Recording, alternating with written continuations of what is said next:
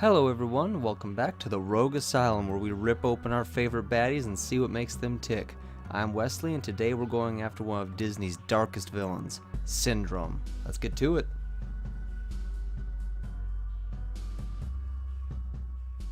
As a kid, Buddy Pine... My name is Incrediboy. Right, my bad, Incrediboy, wanted nothing more than to help his favorite super, Mr. Incredible, to the point that he created a fan club in his name and had a shrine in tribute to his heroics.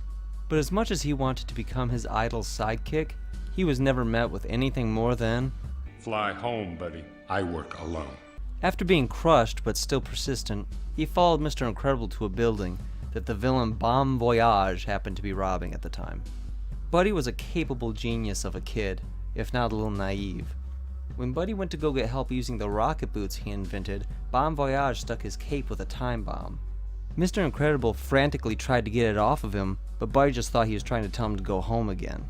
When he finally got the bomb, it destroyed the train tracks below, forcing Mr. Incredible to crudely stop the train with his bare hands, causing plenty of damage and injuries, leading to the slippery slope that got any heroic act done by a super punishable by law. If Mr. Incredible would have taken Buddy under his wing, there's no telling what good his mind could have done for the world. Buddy needed a role model. Being a kid that smart at his age, I doubt he was swarmed by friends. He needed someone different to tell him it was okay to be different. But instead, he was filled with resentment, because the one person that could have understood him just didn't. So instead, because of his actions, Buddy grows to become the world's leading arms dealer in technological warfare, and pushes the supers to the brink of extinction, all so he could fake being the hero he always wanted to be. Makes you think who the real villain is, doesn't it?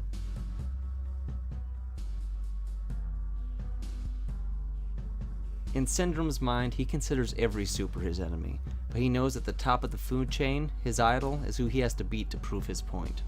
That you don't need to be a super to be super, which is actually a good message if he wasn't going around murdering people to prove it. The challenge Syndrome brings to Mr. Incredible is hope. Hope that he can finally reclaim his former glory and go back to being the all-American hero everyone once adored before the law changed all that.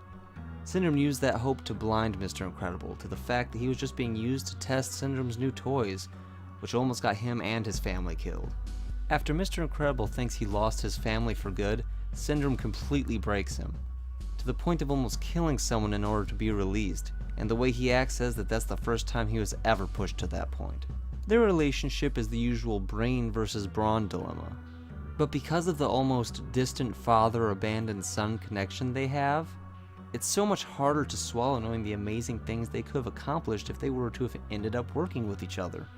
But that's the curse when it comes to characters like this. One will always think his way is the right way. So even if they did become a team, it would have only been a matter of time before they turned on each other and become what they were always meant to be.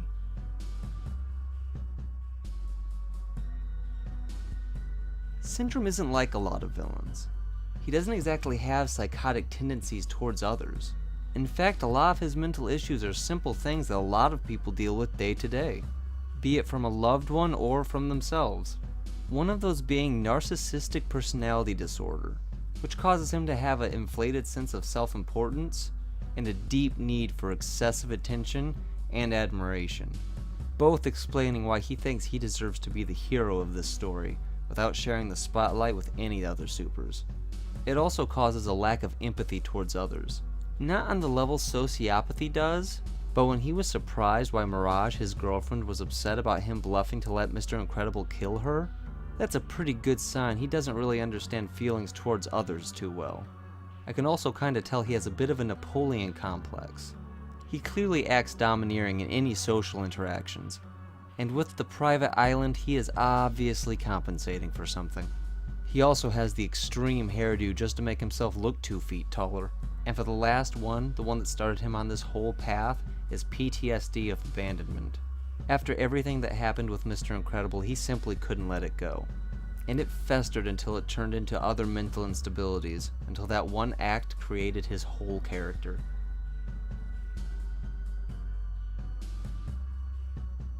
Syndrome's mechanical and scientific prowess is almost unmatched, unless we count the Underminer's drill. In my eyes, nothing beats that.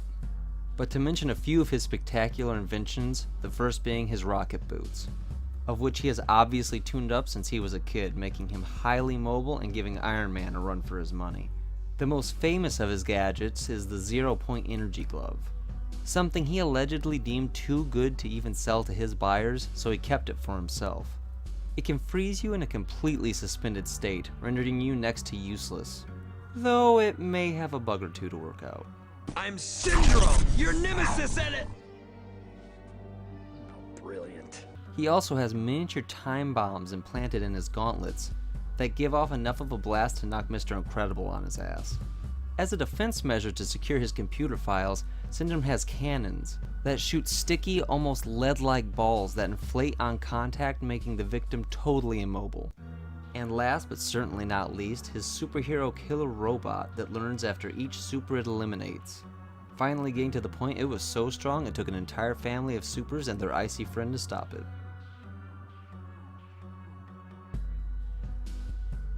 Syndrome's mind is something that rivals the brightest supervillains out there, but like most others, because of his intelligence, his ego is his worst enemy, and the reason he ultimately fails in his goal to kill all the supers.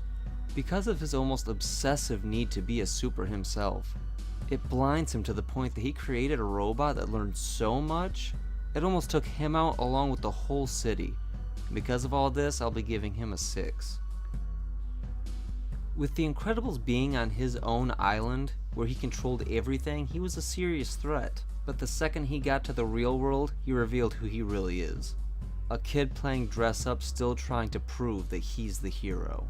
And for most villainous moment, it's gonna have to be him attempting to kidnap Jack Jack. Bringing the baby into it is pretty dark for a Disney baddie, even if it did end with him becoming turbine mulch.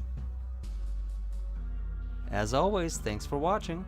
If you like what you see, like, subscribe, and all that junk. And follow me on Twitter at Asylum_rogue. Remember, any idea for villains you want me to analyze? Hit me up in the comments or on Twitter, and the next video may be your idea. Have a good one and see you next time.